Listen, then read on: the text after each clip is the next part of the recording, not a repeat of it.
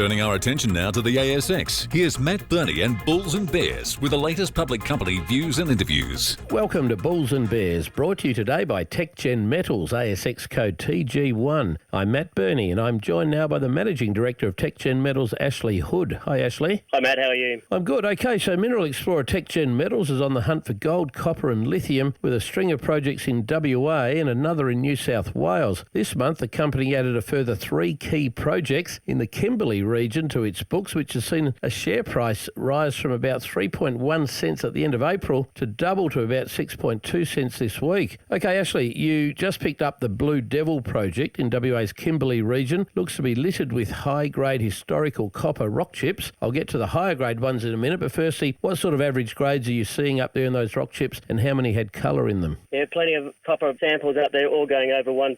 I say all, but there's 15 of 34 going over 1%.